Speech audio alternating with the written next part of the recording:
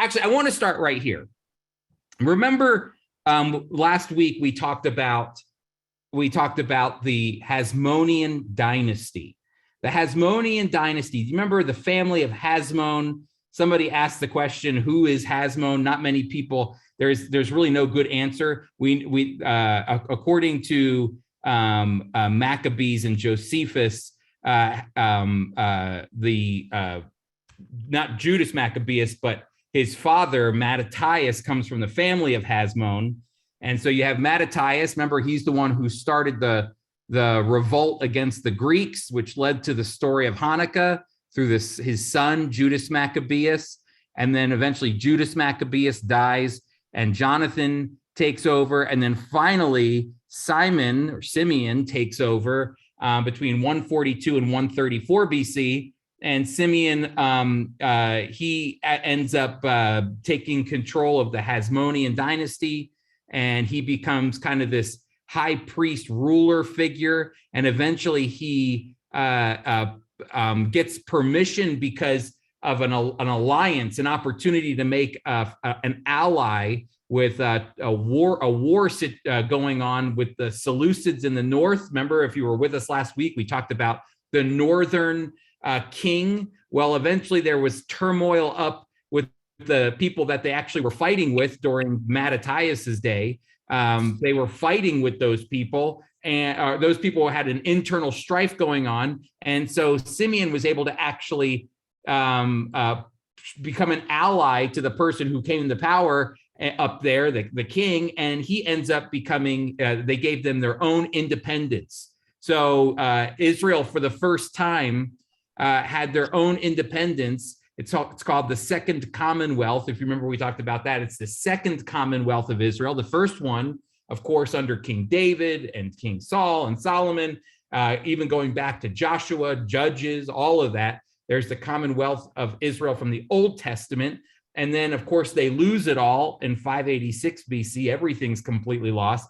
And then, through a series of events with the Persians and the Greeks, under the rulership of the Hasmoneans and Simeon, they are able to gain their own full autonomy again, the Second Commonwealth. But I want to show you something, because let me skip forward here. After Simeon died, Simeon was the last son of Mattathias, the one who started the revolt of the Hasmoneans. And so all of the following subsequent kings and even queen come from his lineage, from Simeon's. And so I just want to show you something really quick. If you look here, I want to show you, because this is going to play itself out later on with the Romans coming into power. And you'll see John Hyrcanus here, who is the first son of Simeon. And you'll see something that he does. He conquers lands. Okay, we didn't get a chance to talk about this, but he conquers Medeba, which is in modern day Jordan. He conquers Idumea, which is in the southern part of Israel. Samaria, which is north of Jerusalem. Joppa, which is out on the coast. And this is where also the Pharisees and Sadducees make some of their first appearances in literature, at least, is during this time. And so John Hyrcanus does some interesting things, because he begins to subdue all of these lands. And you're going to see that later. What ends up happening is that he actually forces these people to become Jewish. So you have non-Jewish people converting to Judaism. So John Hyrcanus is the one who's going to begin forcing people to become Jewish. And that's never happened before, really. There's maybe a moment in the Old Testament of a forced circumcision, but here in the intertestamental period, in between the testaments, because that's what we're talking about, John Hyrcanus, he actually forces these people, especially the Idumeans, which is just a derivative of the Edomites, he forces them to become Jewish. And that's going to play out later on. If you jump down, we don't have time to go into all the various back and forths of the family line here. You can look that up on your own. I'll just give you the template here with John Hyrcanus, and then and then Aristobulus. You'll notice, I think I mentioned this last week, if you go back and look at the names of the original Hasmonean family, Mattathias, very Jewish.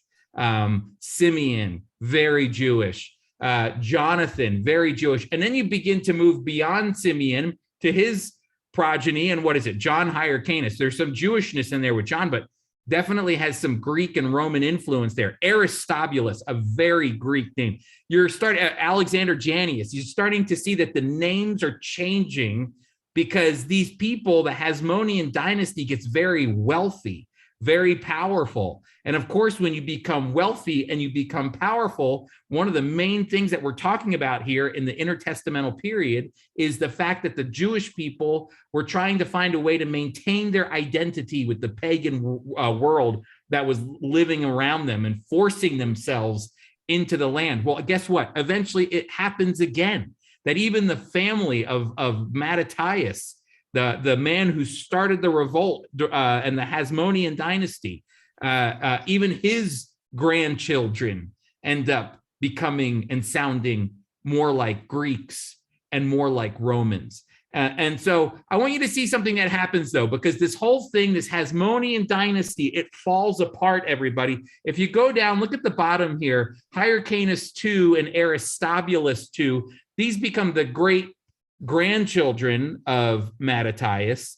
And so what happens is the two of the brothers start warring with one another. And really, one of the brothers didn't even really want the power. Hyrcanus II, he didn't want the position. He didn't want the power. And this actually gave rise for someone to step in. This is amazing, because where there's weakness in leadership, someone's going to step in and fill that void. And who was the one who stepped in to fill the void? Well, the big empire creeping in the background, Rome. Rome had already been on the march up in Lebanon, up and further on up in Syria. They had already taken control of those areas. And so Israel was primed for Rome to come in. They were just waiting for the right moment of weakness. And that's exactly what happened. There was weakness, and through this internal struggle for power that was going on, what ends up happening is Pompey works his way down into Jerusalem, and it ultimately installs a puppet king for Rome there. And ultimately, Rome takes control of Israel, and Israel loses its autonomy in 63 BC. So for about 100 years or so, a little less than 100 years, the Jewish people had control of their land under the Hasmonean dynasty because of that revolt that took place with Mattathias. But what ends up happening over time, less than 100 years, is that the family falls apart, the power structure falls apart, and then Rome comes in and installs a puppet king. Now, I want to show you something really quick as we move forward here. Let me get out of here as we're looking at the Roman period. We just mentioned Pompey. Pompey comes in 63 BC, but it's who he taps to become one of the people to rule this land. That's what becomes important. And it's amazing to me when you look at the state of politics in the intertestamental period, and even when you look at the decisions in politics today in our world, decisions have consequences. Even when people think that decisions were made for the right reason and for the benefit of the well-being of their people, there's always consequences to the decisions that we make, whether it's personal decisions that you have in your family or your own life, or whether you're making decisions like the president of the United States is making decisions. And they're going to have, everything has consequences to it. Well, when John Hyrcanus went down and converted all of those Idumeans, I'll show you a picture here. I'll see if I can jump forward here. I'm going to jump around a little bit. Let's see if I can find a map that helps me out the best. Let's see. I'm going the wrong direction. I'm sorry, everybody, if I'm making you dizzy. Making myself dizzy here. Okay, let's see. Let me see if here we go. Here's a better picture.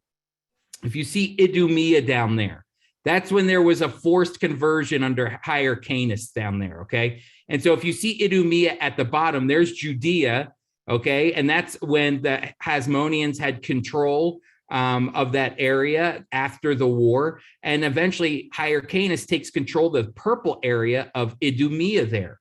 And he force converts them. And there's a man down there named Antipater. Antipater is not Jewish, but he's been forced to become Jewish. And this is the man that ultimately Pompey is going to tap to become the ruler, or ultimately the puppet for Rome in Israel, or in what is today Israel. But in the remainder of the structures, look at how it goes on forward here as we're looking. The Hasmonean priests rule for just a little bit. We get rid of this king figure, and the priests come into role between 63 and 37. And then finally, as Antipater is working, his son Herod takes control. But that's what I want to show you really quick. Look at this. Oh, this is really important too. I want to show you how Rome was structured quickly, because we can't just think of Rome as one big country or empire that's all working in the same way. No, see, there were structures that were set up. You had senatorial provinces, and then you also had imperial provinces. And so senatorial provinces, if you notice the purple areas here, those were senatorial provinces. And the reason they're senatorial provinces is because those areas were the safest areas and most controlled. They didn't have to worry about uprisings. They didn't, in the empire, they didn't have to worry about people revolting against the Roman government. These areas were secure, and so they were under the control of the Senate at that time. The Senate made decisions for areas that were in the purple under senatorial provinces. But on the outskirts, if you notice on the outskirts of the Roman Empire, the red area, these were imperial provinces. This means that Caesar had the ability to make decisions on his own. He did not have to go to Senate at all to make decisions on his own on how things should be managed, because these areas, quite honestly, were more out of control. They were more prone to uprisings because they were conquered by Rome. And so the difference here, if you notice, where do our friends, the Jewish people, where do they fall? Well, they fall under imperial control. Imperial control means that the Caesar was installing his own governor. Okay, there was no senatorial representation from these areas. This means you had people called procurators, or governors, if you will. Prefects might be another term, that the Caesar would install prefects or governors. And that's where we get we're going to move fast here just because of time, but that's where we get Pontius Pilate. If you wonder where Pontius Pilate came from, Pontius Pilate was installed by the imperial law that comes directly from Caesar himself. Caesar didn't have to go through the Senate. The Senate had no control over this. It was just something that was a direct line right to Rome, to Caesar. So Caesar's man was the one that was installed in those places. And that's where eventually, through a series of prefects that are there in Israel, which comes later on in the Roman period, which we'll look at in a little bit, that's where you get Pontius Pilate. Pontius Pilate was put there by Caesar. But here's the thing that's interesting, if I can just say this, is that honestly, most people that were installed as prefects like Pontius Pilate, they didn't want to be in Israel. I know all of you want to go to Israel. I like going to Israel. Israel's beautiful. They didn't want to be in Israel. You know where they wanted to be? Rome. Rome is where their friends are. Rome is where the money is. Rome is where the influence is. But in order for them to move themselves up the political rankings in Rome, sometimes they'd have to suffer. And so men like Pontius Pilate would suffer for a bit and go and sent out into Israel under the imperial provinces to make his way up the political ladder, so then he could be transferred out of there and brought back to Rome and maybe given another position. So anyway, that is the imperial provinces I wanted to show you. Antipater, look what he does. This is interesting. Antipater coming from Idumea. Notice after 63 BC in this picture, after 63 BC, notice the colors are all the same now because the control is absolutely centered on Roman control, and Antipater becomes ultimately this ruler, this governor, if you will, of the land, and he becomes a puppet governor, and he begins to make money, he begins to make influence, and he's not even Jewish. That is what you need to remember the most, is that because of John Hyrcanus, a Hasmonean who is Jewish through and through, they wanted their own Jewish state. His father was the one that created the independence because of his one decision to force convert all of these non-Jewish people. Eventually, the Romans come in, they remove those Hasmoneans as rulers through time, and then they install a non-Jewish king who they would eventually call the King of the Jews. And so Antipater is working his way to get his son, Herod the Great. Maybe you've heard that name before.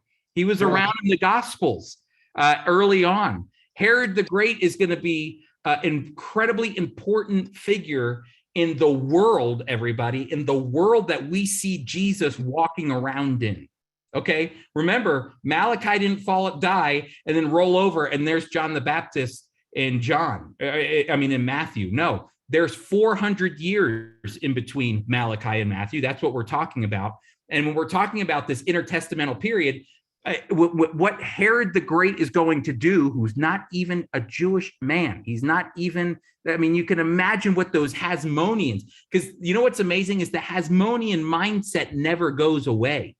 It's not like all of a sudden Rome comes in and they move the Hasmoneans out and everyone stops thinking like a Hasmonean. No, the Hasmoneans still have influence. There's still Hasmonean components to, even during Jesus's day, there's a Hasmonean component of understanding our independence and the fact that these Romans are suppressing us. That still lives on during the days of Jesus. But it's Herod the Great that is going to design, if you will. He's going to orchestrate, and he is going to move all the pieces in place to design the world that we see Jesus moving through. It's Herod the Great's, if you're a painter, it's Herod the Great's white, what is that called? Where you paint on, what is that? What do they call those things? Canvas. What is it again? Canvas. A canvas, thank you. It's his canvas. It's his canvas to paint on because of his influence and his power and his wealth and his money and his direct connection to Rome, and the fact that Rome is connected to Herod and Herod is connected to Rome. All of this money begins to pour in, and Herod takes this opportunity to ultimately build the world that he wants. And he tries to do it also with some of the Jewish people in mind. So as we leave the Roman period, we're going to talk more about Herod here as we go on, but there's a transition, because just really quickly, remember, the Hasmoneans move off the scene. Pompey installs Antipater as a governor. Antipater, the Idumean, who's not Jewish, has a son, Herod, that will ultimately take control. And this will be the continual presence of Rome having its thumb over the promised land, over Israel. But I wanted you to end with these conclusions here. Number one, it's amazing that Daniel, in Daniel chapter 2 and in Daniel chapter, You want me to make some of those little chickens I make for you? They talk about You want that little chickens I make for you? Oh, hang on a Those minute. little chicken nuggets? Yeah. Okay, I have to take the meat. All right, we're hearing about someone's chicken nuggets for dinner. That sounds really good. Okay, so if you notice in the conclusion there, we're talking about the fact that Daniel had a great vision of the kingdoms of the world that happened throughout the intertestamental period. We talked about the Babylonians. He mentions the Babylonians. It's actually during the Babylonian Empire that Daniel receives this vision. He gets a vision of of Persia and Media Persia, and he gets a vision of Greece, and he gets a vision of the one that actually scared him the most, which was Rome. And so all of these Gentile empires that are forcing themselves on the land of Israel, that's the vision that Daniel sees. You can read about it in Daniel 2 and Daniel chapter 7. But ultimately, if you remember, it's the rock that is thrown at these Gentile nations that just absolutely make these Gentile nations crumble and fall apart. And that rock is the Lord Jesus himself. That's a vision that Daniel has. You'll also notice that Daniel talks about Alexander the Great. We talked about Alexander the Great. He talks about Darius. We talked about Darius. He talks about Antiochus. We talked about Antiochus. You can read about all of them in Daniel chapter 8. We even talked about the Ptolemies and the Seleucids, the kings of the north and the kings of the south. You can read about them in Daniel chapter 11. So Daniel, he isn't writing during the intertestamental period. He receives visions about what will happen during the intertestamental period.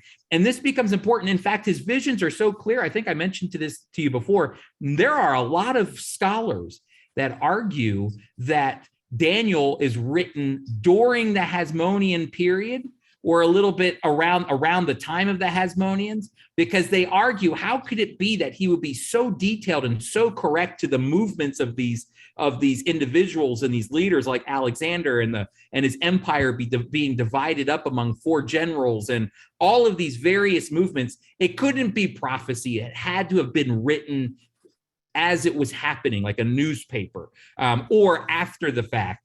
And so there's some scholars that argue that the rock that blows up the Gentile nations is the Hasmoneans, like Mattathias. I don't believe that at all. Daniel was definitely a text, I believe, written prior to all of these events. And if you remember, I showed you early on, I read to you Bel and the Dragon, which is from the Apocrypha, which sounds a lot like Daniel. And that was a Persian text. That comes from the Persian period. So, very Daniel-like. Scholars are pretty much in agreement that Bel and the Dragon was written during the Persian period. So why would Daniel be written later, especially when there's so many similarities between the stories of Bel and the Dragon and Daniel? So I argue Daniel was written early. I'm very conservative on that, and it's all prophecy. But Daniel gives us a great picture in Daniel 2, 7, 8, and 11 of the intertestamental period. All right. Just remember, if you have any questions, people, get right in there and type them up, and I'll get to them in a little bit. Here's your notes have the family line of Herod the Great, the family tree, if you will, and you'll see Herod right over here. There he is, Herod the Great. You'll find out in a moment why he was so great or not so great. But you'll see through a series of marriages that he has down here, Herod the Great, and sons and daughters that he has, the lineage will continue. But it's Herod, like I said, who's going to design Israel as even we know it today. When that you travel to Israel with us, the fingerprints of Herod the Great are all over the place. And so this is the family line. This will be a good chart for you if you ever want to come back. And it helps you understand the different Herods that are being talked about during the New Testament, because you have Herod the Great, and then you have Philip, Herod, and then you have later on Herod in the book of Acts. Who are all these Herods? Well, they're all rooted back to their father or great-grandfather or grandfather, but they all carry that Herodian name, a title that would come to be known as like a king figure. To be a Herod is to be like a king. And so first, let's start here. We talked about Antipater in 43 BC. An Edomite who was, of course, forced converted. We talked about that, and became the civil governor of Judea after Pompey's conquest. We had talked about that. But then his son comes into power, and Herod in 37, he ingratiates himself to the new rulers of Rome, which are Antony and Octavius. I have to tell you something. It was a gamble for him, because Herod the Great, there was a really big civil, there was a tension in the leadership in the upper ranks of Roman leaders during this time. And Herod chose, it was just a gamble, and he chose the right way. And Herod ingratiates himself to these new rulers. And look at, they call him King of the Jews. And that ultimately is a title given to him by the Roman Senate in 40 BC. And you can imagine what this does to the Jewish people, because many of the Jewish people were not fans of this king. You can see it, the tense nature of it, even early on in the Gospels, the tense nature of the family of Herod with the Jewish people who follow the law and keep Torah, primarily the Pharisees. The Sadducees, on the other hand, they weren't too concerned with Herod. Herod let them have their power and their wealth. The Sadducees liked the money, they liked the influence. And Herod was not a Jewish man, even though he was considered a half-blooded Jew. He was not the kind that would stay away from Gentile things, pagan things. That didn't scare him. He loved Roman culture. He loved Roman influence. He loved the Roman way of life, but he also wanted to throw some things at his people to keep them happy. And you'll see what those are in a moment. But he ultimately conquers the last Hasmonean priest ruler, Antigonus, in 37 BC. You can actually watch Herod the Great's career, which is very interesting. He consolidates all of his authority in about 10 years, 10 years, between 37 and 25 BC. And then there's prosperity for him between 25 and 13 BC. And then it's just domestic miseries. I want you to see something here. Look what Herod does in a short amount of time. He starts off with this area of land right here, all in the red. This is all Jewish territory up here in the Galilee region as well. You can see it all in this area here. And then he begins to make his expansions as he goes into Samaria. Notice he takes Samaria. He takes areas of Gaza up into areas close to Joppa. This is up near Tel Aviv today. He'll take areas of the Decapolis. He'll even go out almost as far as Iraq and Syria, where they meet one another, and up into areas of Syria up here. He creates quite a large empire in a short amount of time. That's part of his power consolidation. And Rome keeps giving him the ability to do this as he conquers these lands. Rome is giving him the thumbs up. Rome is feeding him money. Rome is feeding him power. Rome is feeding him influence. He's doing exactly what Rome wants, because the Jewish people are kept at bay. Because I'm going to tell you something that's interesting. In the same way that the Greeks wanted the Jews to become Greek, if you remember what we looked at last week, how Antiochus IV, Antiochus Epiphanes, the Greek king, wanted the Jewish people to basically become Gentile. If you remember that, and then you fast forward, the problem with the Jewish people for Rome is that they were always on the brink of a revolt. And you can only imagine what that's like for a ruler. So when Herod is able to keep these people down, and not down in the sense that they're so oppressed, but he's able to prevent uprisings, because there is this like really soft link between him being Jewish. He's not really Jewish, but he knows the Jewish ways. He understands the Jewish ways because his grandfather was converted to Judaism. He understands it. He knows the lingo. He knows what the people want, but he also has that connection to Rome. And so you can see there's this weird way that he kind of stands in between the two of them. And so because of that, he is able to continue to expand, consolidate, and expand his influence over the entire area here. Very large influence that Herod the Great makes for himself. Look what he does here. It's amazing. Number one, he updates Samaria. It's called Sebast today, but it's known as Samaria. He completely invests money into it and updates it, and you can still see that.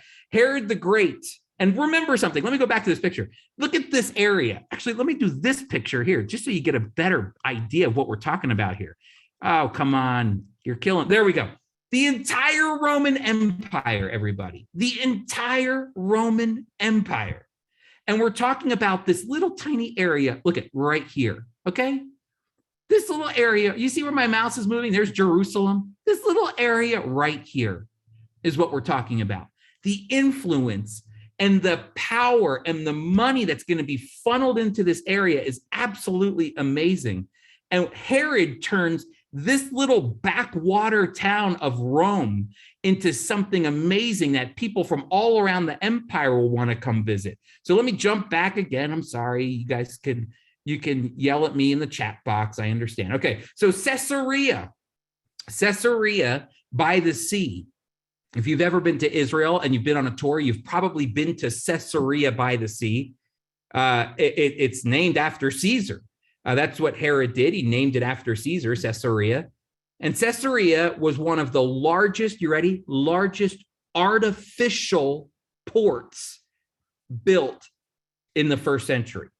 Remember, backwater town, Israel, nothing, the Romans, it's all the way out there, okay? If you're from Wyoming, forgive me, but it's like there's nothing out in that area. And so all of a sudden, Herod is building an artificial port that is so pagan that Jews that are religious would never, ever, ever go there, ever.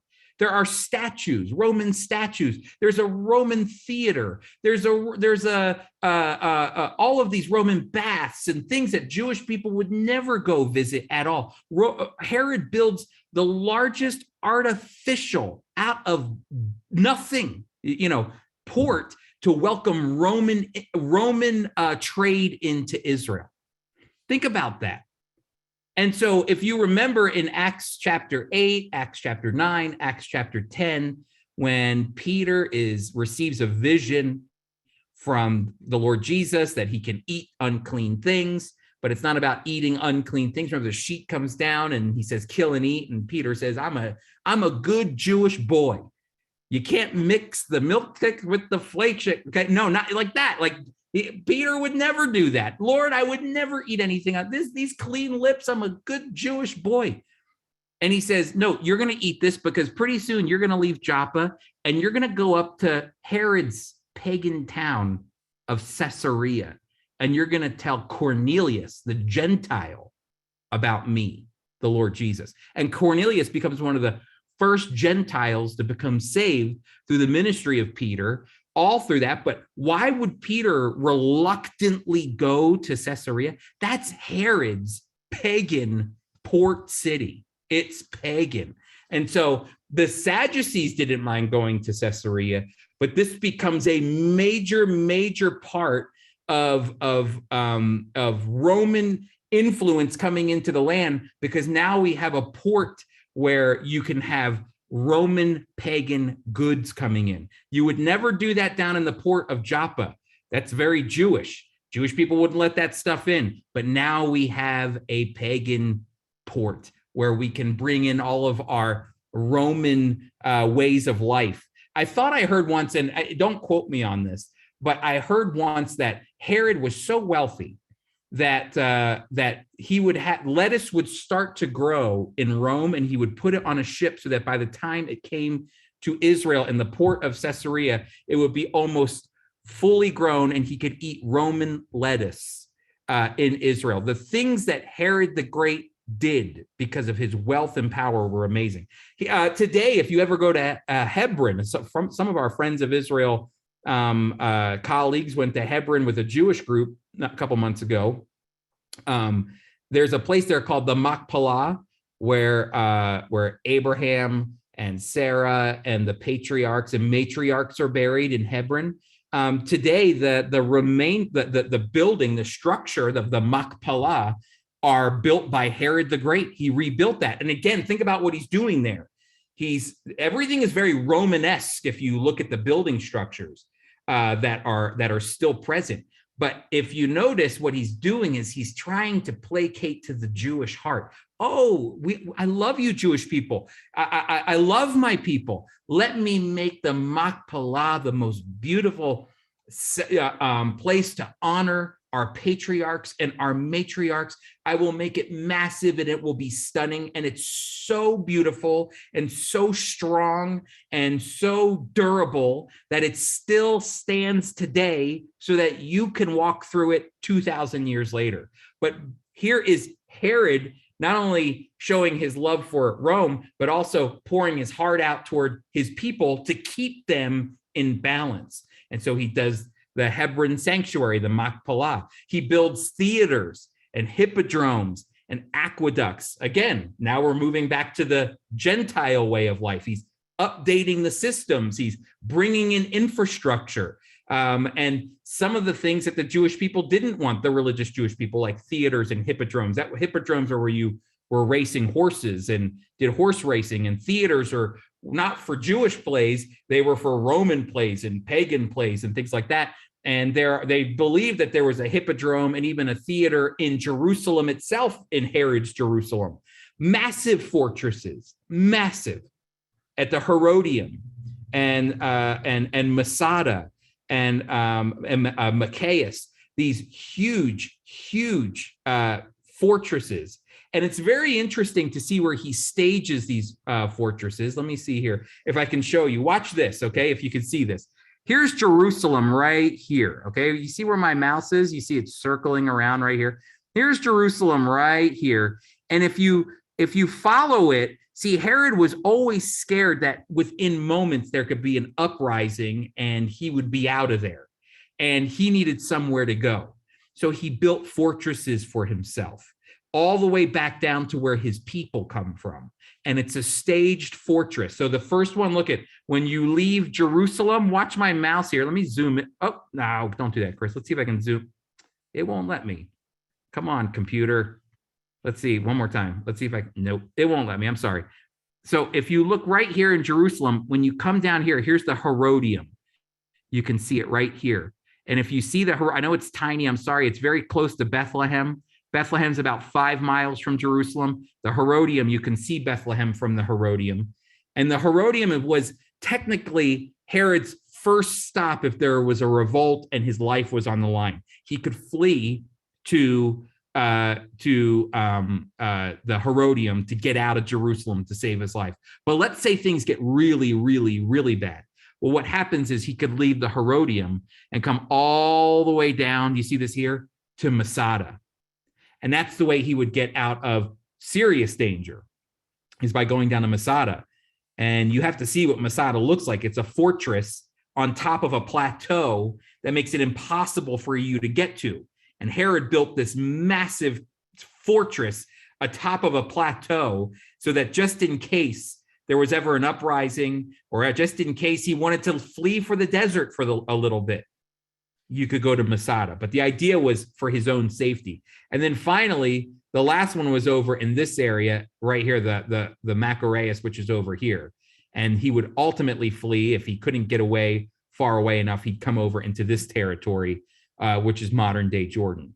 See, he had it all up in his head. He had his escape route planned because he understood the tense nature of his presence there. So I'm going to do the best I possibly can, he says, to make everybody happy, the Romans happy and the Jewish people happy. It's almost an impossible job to do. I want you to notice the last thing. I saved the best for last, which was the temple in Jerusalem. The temple that you see today in Jerusalem, the retaining walls that hold up the area where the Dome of the Rock sits. If you've ever seen that picture, that famous picture in Jerusalem of the Dome of the Rock, the retaining wall that holds that structure up is all Herod the Great. It's all Herod the Great. In fact, you can take a tour that goes underground the western side of the retaining wall, all the way down to bedrock. It's about 50 feet or so below where you would walk in Jerusalem. And you can see some of the foundation stones of the Temple Mount and the retaining wall that would hold up the Temple Mount, the temple structure that Herod would rebuild. And one of those stones weighs 600 tons. 600 tons. That's T-O-N tons. 600. This is before huge cranes This is before hydraulics. This is before air pumping and all this other stuff to lift heavy objects that we use today. This is during a time when there weren't all of those modern amenities. Herod, and it wasn't that 600-ton rock that is a foundation rock to the retaining wall, that ultimately the retaining wall boxes in the Mount Moriah, and then they backfilled it with dirt. And if you actually look at all of the Herodian stones, Herod leaves his perfect mark on each stone, because there's a bevel around each stone, and each stone is then inset 1 inch in, so that when you go up a layer of stones, they're perfectly level, even today after 2,000 years, with the perfect bevel around it to show it's Herod's stone. This is a Herodian stone. And then each stone, as it comes in, is moved in 1 inch. And so when it goes up, it looks straight from far away. But when you go up and you look really close, you can kind of see it inching in like this. He perfectly set each one exactly 1 inch in on itself. So they keep moving up so that the pressure wouldn't push the rocks out, but that it would hold the dirt in. And down at the very bottom is a 600-ton stone that is a foundation stone to all of it. Just think about that. That's Herod's influence. And this is the temple. Remember, I told you this whole thing becomes the canvas for the world that Jesus is living in, because Jesus goes through Samaria. Remember, Jesus goes into areas. He was in Bethlehem for sure, and that area of Hebron, but he would have understood and known what the Machpelah was for sure. Abraham, Isaac, Jacob, or Abraham and Sarah, and all of the matriarchs and patriarchs. I mean, it was a part of who he was. He would have understood the temple that Herod built. They talked about the temple and the buildings that Herod built, the massive fortresses. They knew these things. You know, archaeologists for the longest time could not find where Herod the Great was buried after he died. And they finally found, I don't think it's more than 25 years ago. It could be even less than that. They found him buried at the Herodium. They found his tomb at the Herodium, that area right next to Bethlehem. You can tour it today. Actually, they turned it into an area where you can go tour. And so anyway, just thinking about the fact of the massive building projects that were Greco-Roman, but were pushed into the Jewish world at that time is important to see. But here's the problem: is that Herod, when you get power, you lose control, and he suffered from paranoia like crazy. He killed his own wife in 29 BC, and then he was worried about his kids, Alexander and Aristobulus, from taking power from him. And so he killed them. He killed another son, Antipater.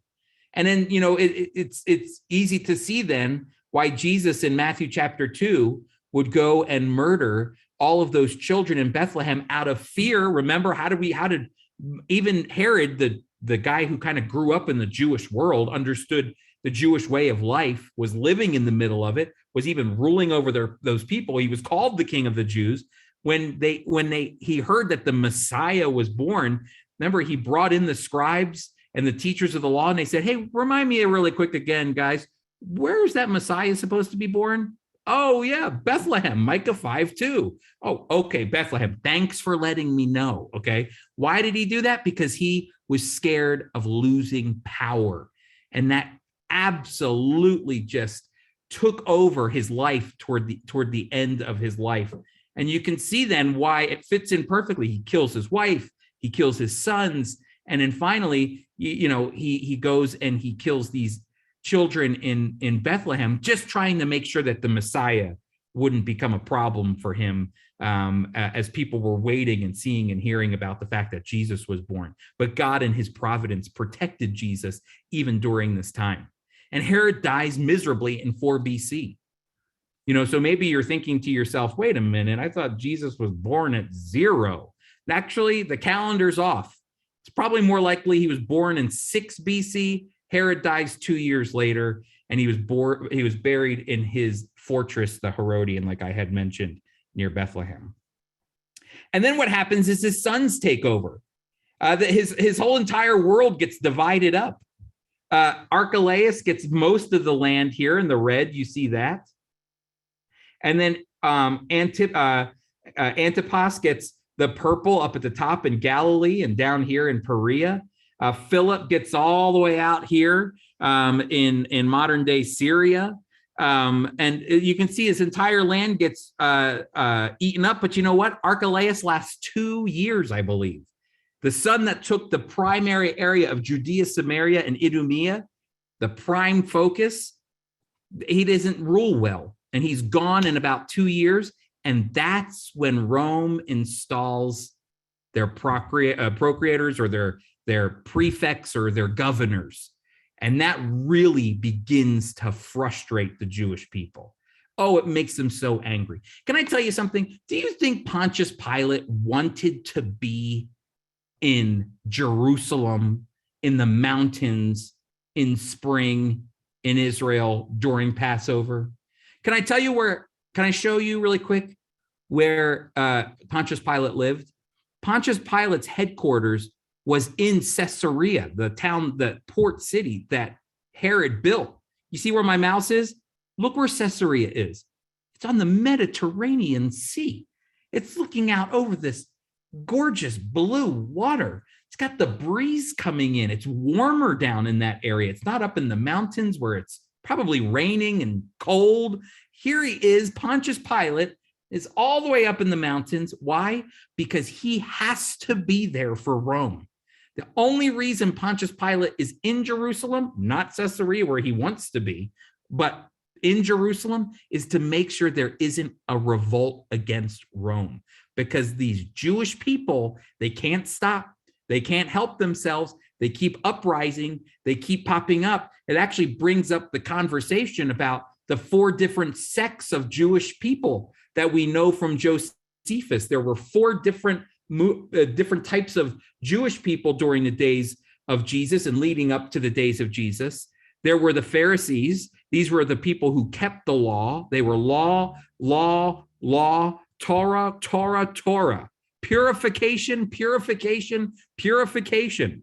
The Pharisees were purifying things everywhere. I read a book once that said the Pharisees are so fascinating because typically you only needed to purify yourself near the temple. But all of a sudden there are these purification baths all over the land. Who's putting them there? Well, the Pharisees are, because they're trying to purify the people, purify the land, and keep everything according to the law. Then you had the Sadducees, who were more Romanesque and adopted certain religious practices of the Jewish people, but preferred that wealth and that money and that influence. And then you had the Zealots. These were Jewish people. In fact, Jesus hung out with an apostle named Simon the Zealot. You remember that? He's a zealot. You know what a zealot is? Somebody who's willing to fight for the independence of the Jewish state, of the Jewish people, of Israel. They wanted their land back. They were tired of Rome, and so they wanted to move away from Rome. They were willing to fight Rome. They'd push Rome back. They'd do anything to annoy Rome. Anything at all costs, they would do it. There is even another little group, a subsect of the zealots called the Sicarii. We see them in the New Testament. And so there's some scholars that think Iscariot, if you remember that name, somebody else that Jesus hung out with, he was a Sicarii. A Sicarii was actually more like a terrorist. They would carry Sicarii knives around in their coats, and when they would be close to a Jewish person or a Jewish person that was sympathetic to Rome or next to a Roman person, they would stab them and walk away, and you'd never know who did it. They were called Sicaries. And then finally, the last one were the Essenes. These were very, very, very, very religious Jewish people that thought that everybody in Jerusalem was ruining the way we should worship God, and they escaped Jerusalem and went down to the Qumran community, and that's where we could potentially be getting our Dead Sea Scrolls and the Dead Sea texts from are the Essenes. And so there are 4 different sects of Judaism going on during the times of Jesus, but you can definitely sense that The Jewish people, the majority of them, were not fans of Rome whatsoever and the influence that Rome had on them. I want to show you this and then we'll end, because this will put us right where we need to be as we're closing out our class here. These are all of the various governors, and you'll see where Pontius Pilate lands there between 26 and 36 AD, which, remember, Jesus dies around, he's 33. So it's in that time frame that he would have been crucified, as Pontius Pilate was a governor of Judea at that time. But you'll see the series of various prefects that are there that were installed by Caesar. They were, remember, Caesar has the right to put whoever he wants into these places. So why is Pontius Pilate there? Because Caesar put him there, because it was an imperial move. It wasn't a senatorial move, it was an imperial move. And so you can see that it was 6 BC when this, or 6 AD when this begins to happen, because Herod's son Archelaus fails miserably at leading the people, and Rome says, get him out. This guy's horrible. Things are falling apart. Let's get our guy in there. But you'll notice what happens, though, and when you look really quick, if you look here, you'll notice it is the governors of Rome, the prefects, who control the red area. But Herod's sons are still going to control these other areas.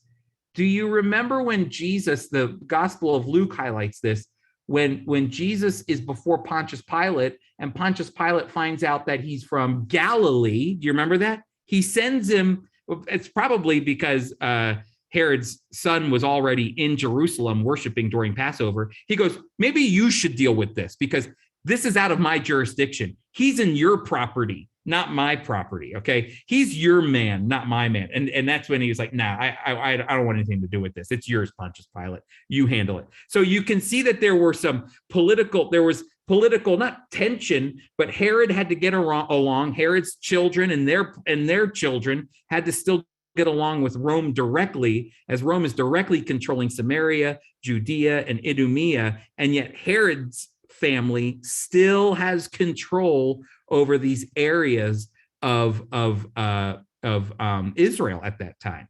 You even see it when Paul the apostle is imprisoned. Herod comes, another one of the Herods, come down to hear his testimony and to find out what's going on. And so you see that there's still Herodian influence. Herod's kids still have power during Jesus's lifetime, even though Herod's gone. But it's because Archelaus failed so miserably that the Rome installs these governors in place there. All right, if you have any questions, people, get them in. I want to see if there's anything else I want to cover really quick.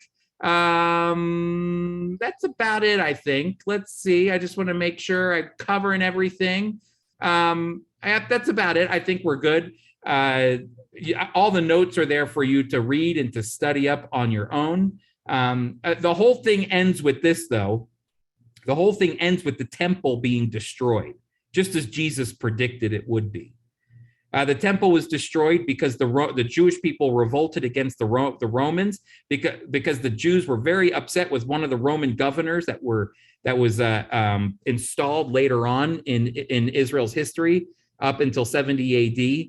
And he was doing some stuff that the Jewish people didn't like at all. And so it got so intense that a revolt started. And that's when Rome, it got so out of control, Rome had to send the legions in to take care of the Jewish people, destroy the temple, destroy Jerusalem. And actually those zealots, remember we talked about the zealots, they end up fleeing, just as Herod the Great was worried about his own life and fleeing to the Herodian and down into Masada. The zealots will eventually flee from Rome down into Masada to escape the Romans, but will eventually meet their own demise. That's a whole other class. We'll have to do a class on Masada. But anyway, that is the Roman period and the Herodian family and the influence that the Romans will have on the land of Israel, and ultimately leading up to the destruction of the temple and the exile of the Jewish people. All right, so let's see. Oh, we've got some chats in here. Look at this. Hello, everybody. I love this. I'll stop yapping And let's see what we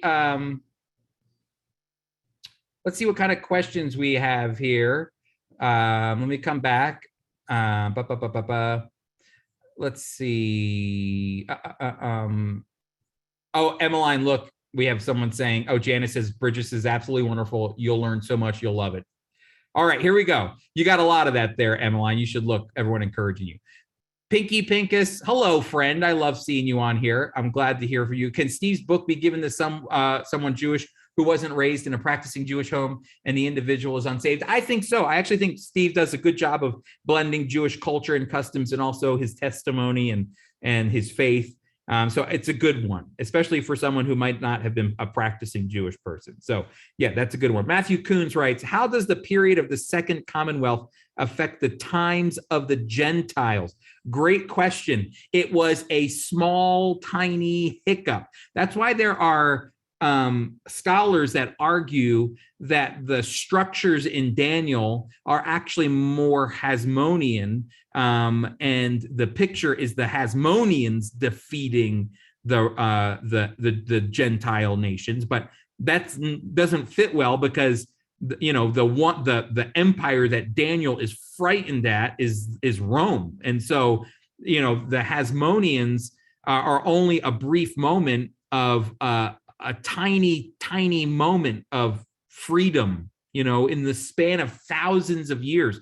We're talking about the Hasmoneans having control between 142, 143 BC and 63 BC. So it's really tiny, and really there's still a constant struggle of Greek influence and Roman influence and all of that coming into the land. So yes, they had their own commonwealth, their own independence, but I don't think it affects the times of the Gentiles that much. I still think the Gentiles have their thumb on the land. Think about it even today. Israel has its own nation. Israel, it's the third commonwealth. We're alive. It's amazing. We're alive as Christians to see the rebirth of the state of Israel. Since the days of the Hasmoneans to today, you are practically like the nations of the world from 2,000 years ago, watching what was going on with the Hasmoneans. Here you are, you're seeing the same thing in 1948 to today. It's just amazing to think about. But when you think about Israel, Israel does have its own right to the land, its sovereignty, all of those things. But isn't it interesting the influence the Gentile nations still have on Israel? Did you hear about Australia? They wanted to move their embassy to Jerusalem, and they called Jerusalem the capital of Israel. And with a brand new prime minister and a new government that's a little bit more liberal, probably a lot more liberal, they said, you know what, we're going to walk that back, actually. We don't believe that. We love Israel, we support Israel, but we want a Palestinian state. Okay, that's interesting. Think about it, that's the influence of a Gentile nation in Israel telling Israel, you're wrong, we're right. Israel's the only nation in the world where the other countries say, oh, we don't think Jerusalem's your capital. And Israel's going, no, I don't know if you know this, but it's our capital. We claimed it our capital. We said in our own rights and our own sovereignty that Jerusalem is our capital, just like you guys said Washington, D.C. is your capital, and every other nation has a right to claim their capital. We're claiming our capital, and you mean to tell me most Gentile nations in this world are telling us no? Who? What? That's influence. That's Gentile influence. Even today, you see it. So I don't think it affects too much it's not that it stops the times of the Gentiles. I think it's still there in many ways. It's a really great question. How can I find the map of the Roman Empire in the age of Augustus in the notes? If it's not in there, Pinky, why don't you just email me or Laura and I will get it to you, okay? It's not in there. It's not? Okay, let me look to see in the book that I'm using, if anybody's interested for the maps, is the Holman Bible Atlas, which I highly encourage you to buy. The Holman Bible Atlas does a great job with intertestamental period. The Holman Bible Atlas goes from all the way back from Abraham all the way to the New Testament and does all these fantastic maps. So the Holman, Holman, MAN Bible Atlas. And if I don't find it there, Pinky, I will do a Google search for you, okay? Ken Hurst writes, is all the part of the reason why the Jews of Jesus's day were looking for a military Messiah? The Hasmonean period would have been recent enough in their cultural memory. You nailed it, Ken. You nailed it. Yes, 100%. And even Jesus, think about this. Jesus celebrated Hanukkah, John chapter 10. You got to imagine what that was like to celebrate Hanukkah. And Jesus is only living, what was that, 164 to 167 to 164? So 160 some odd years, 170, 80 years from the event that took place. Sorry, I was doing math as fast as I possibly could, and I'm really bad at math. Okay, you can see I'm like, my brain hurts now. Okay, but when you count it up and you begin to think about the fact that, yes, the Jewish people knew what independence was. They knew about Mattathias defeating the Greeks. It was in them, and they would honor this Hanukkah every single year in Jerusalem. There's Jesus in the middle of it. And you got to imagine what the Jewish people are thinking. That Hasmonean component will not leave the Jewish people. It will find itself in the zealots of the New Testament. It will find itself, the heart of it will find itself in those who revolt against the Romans, 100%. That Hasmonean heart never leaves.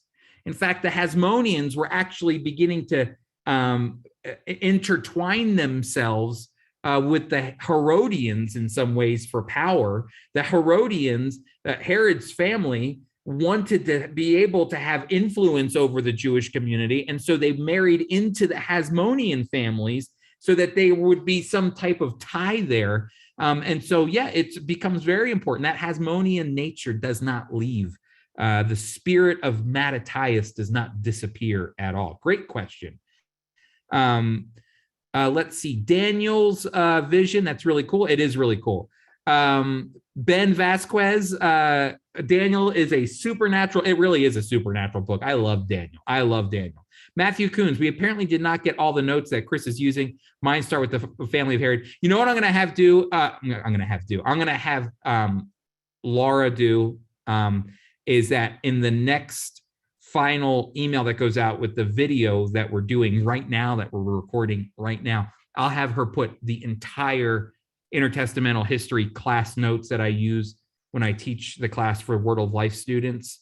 I will give all of those slides to you. Pinky, don't get frustrated, please. Please don't get frustrated. Sorry. Stay happy. I was getting pretty frustrated. Don't get frustrated. I'll send it to you, okay? You stay happy. Okay. I'm here for you, sister. Yes, I know. Thank you. All right. Rick says Caesarea Philippi is known as the gate of hell. Exactly. Yeah. Another honor to Caesar, Caesarea, Caesar, and is a place where gods were worshipped. And there is a place that's a big hole. And Jesus was probably pointing at that hole with water in it, and it said that's the gate of hell. And so, yeah, you're right. Excellent point. Patty says, is this not the same Herod who killed all? You nailed it. Babies under 2. That doesn't sound like someone who wanted to please his Jewish people. No, that's a great point, Patty. In the end of his life, he didn't care anymore. In the end of his life, he had given up pleasing people, and he was so paranoid about losing power, he would do anything. He was killing his own children, and his own wife, out of fear of losing power. In the end, he lost control of himself completely. So great question. Ken writes, I thought Herod's palace where he died was in Jericho, the opposite direction from Jerusalem and Bethlehem. Nope, they found it at the Herodium. So if you ever go to Israel again, or if you have never been before, make sure you stop by the Herodium. It's beautiful. And it's a big, giant, artificial mound that Herod built as a fortress. It's quite something to see. What happened to Pilate? You know what's amazing? Oh, this is so good, y'all. What time is it? Okay, good. what happened to Pilate is that eventually Pilate is sent away. I don't know if you saw in the slide how many prefects there were, but they were moving in and moving out because Rome was moving them in and moving them out. Okay. I think Herod was there for 8 to 10 years or so. And so, but here's something fascinating, is that scholars, maybe in the early 20th century, mid 20th century, or 21st century, I'm sorry, they started debating whether or not Pontius Pilate was real. They did. They started, Bible scholars started going, you know what? This guy, Pontius Pilate, he only appears in the New Testament. And if he is such an important figure in Roman culture, then I'm going to tell you something. He's got to be somewhere else other than the Bible. And so, you know, scholarship started writing all these things like there was no Pontius Pilate. Now imagine if there's no Pontius Pilate. Well, now you don't have the gospel accounts. He plays an incredibly important role in the death of Jesus. And so now all of a sudden the narrative is thrown off when you don't have a Pontius Pilate. So I think it was in the 90s, and don't quote me on that, but it was not long ago that that archaeologists were in Caesarea, the headquarters of Pontius Pilate, and they were lifting up these huge paver stones, and they were lifting them up like this. And when they lifted it up, on the backside that was on the ground was a Latin inscription that said Pontius Pilatus, the prefect. It was etched in stone. It became the proof that there was a Pontius Pilate. Yes, there are people that actually, and they were influencing other people, that actually thought that there was no Pontius Pilate. And you know what happened to all that scholarship the moment they found that stone, which you can see when you go to Caesarea? They have a facsimile of it in Caesarea where you can see the etchings, but the real stone is in Israel's museum in Jerusalem. But it says Prefect Pontius Pilatus. You can see it yourself from his headquarters in Caesarea. The headquarters was moved from Jerusalem with Herod, ultimately, and Archelaus. Rome moved it to Caesarea, the more Romanesque style place. Was Herod a descendant of Esau? That's going to be one we're going to have to look at a little bit more deeply. Idumea is a derivative of the Edomites. So it sounds like he could be, but I don't know for certain. That's a really good question, Bruce, that we're going to have to look into. Crystal Ford writes, yes, class on Masada, please. All right, should we do a class on Masada, people? I think it's due a class. You know what I should have is my good tour guide buddy Tito come on and teach that class, because he was inducted into the Israeli army on top of Masada, and he's got a great story about that. So maybe we'll get that. All right, Crystal, I like the way you think, sister. Okay, Masada class, yes, please. Yes, please. Bruce Locke writes, new elections coming up for Israel. Pray for new leadership. Yep, very important to be praying. November 5th, I believe, is the new elections. I'll get everybody the slides and notes, all slides and notes, which can be downloaded from the link in FOI Equip. Hello, Dave Benner. Good to see you on there. I'm glad Dave is here. Let me keep going. Map number 98 in the Holman Atlas. Thank you, Ed. Owe you $1 million. Thank you. I'll be sure that will in the Holman Bible Atlas. I think that's the one that Pinky was looking for. All right, I can do 2 more here, everyone. So thanks for bearing with me. Do you think that one of the results for the Holocaust was for Israel to be back in her land after almost 2,000 years, so that Zechariah 14 could be fulfilled? The Lord shall come to the Mount of Olives. Lucille, this is a great question. And part of the answer is yes. Here's the thing. Israel was not founded. It's important to know this, because a lot of people will say this to you. Lucille, the only reason the Jewish people are back in the land is because of the Holocaust. That's not true. The Holocaust played a role in it, for sure, no doubt. But the Jewish people were already fully moving with a political machine called Zionism that was already moving long before the Holocaust. It was actually in 1897, I believe, that Theodor Herzl at the first Jewish Congress in Basel, Switzerland, said that he created the Jewish state when he organized the first Jewish Congress. And he said in 5 years, people would laugh at the idea of a Jewish state in 5 years, but 50 years for sure, there will be a Jewish state.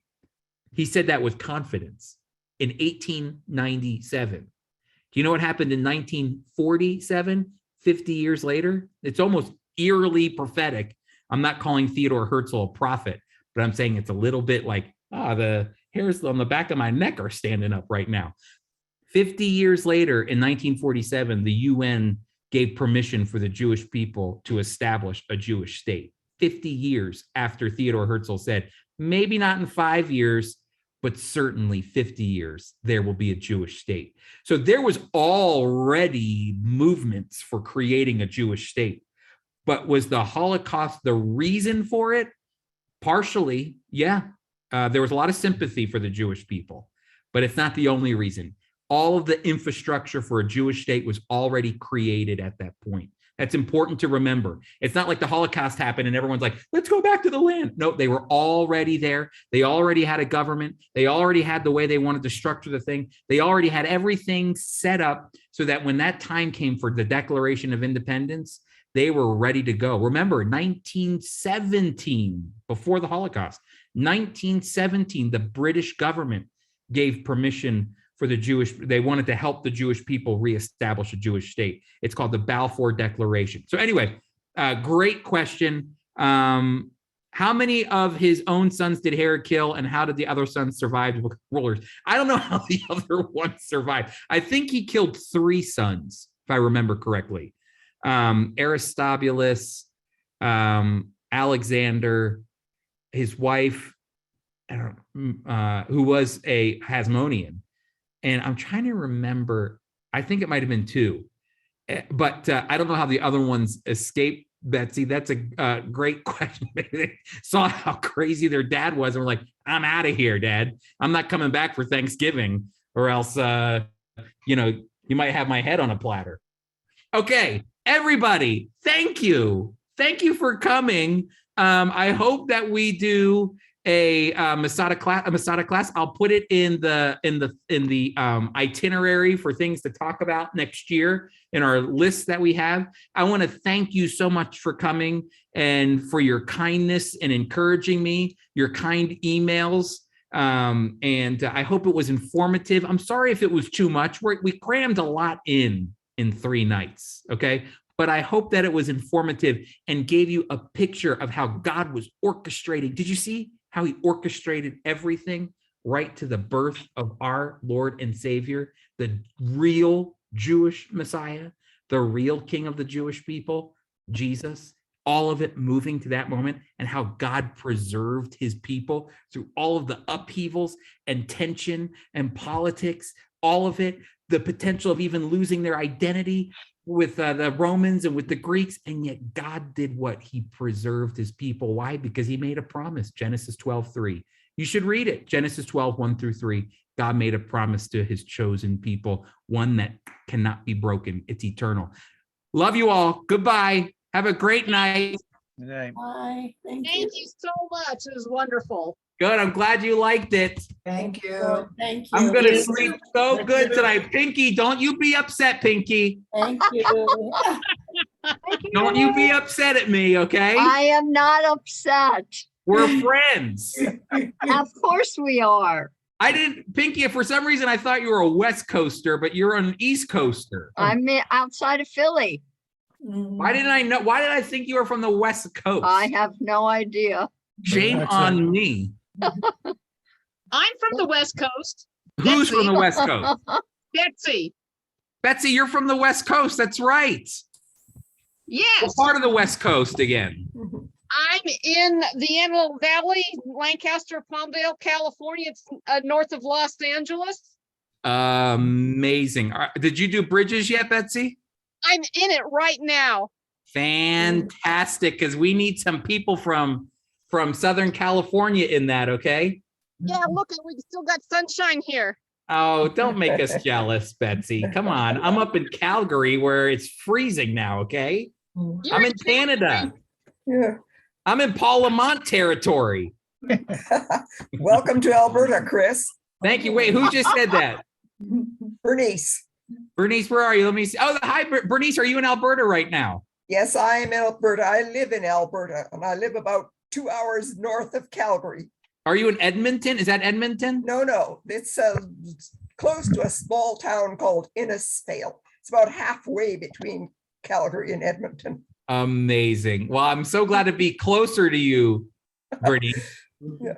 Glad to have your teaching on this subject. Been very interesting. I'm thankful that you all came. You're very nice to put up with me for 3 weeks in a row. Okay. Aaron Boyd, how are you doing, brother? You're muted. Unmute yourself there. There we go. Sorry.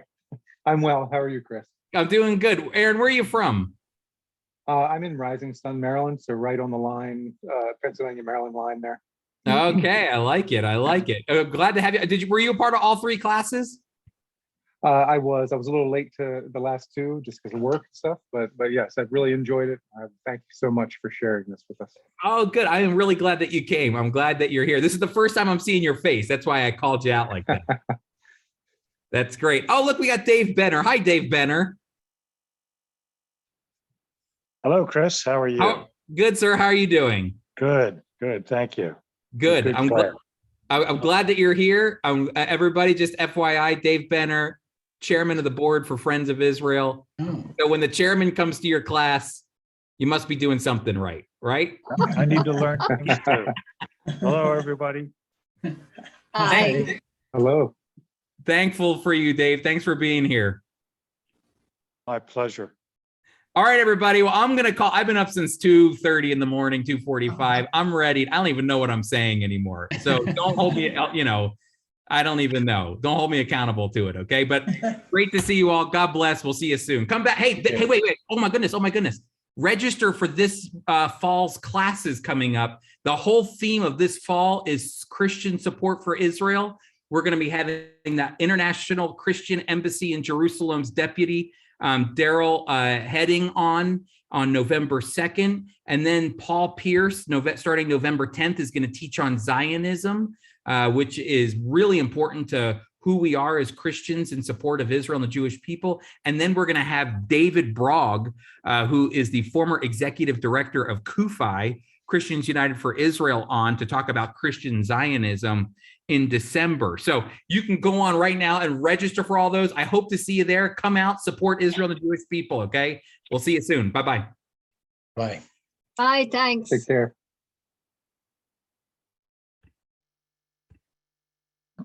Okay, let's go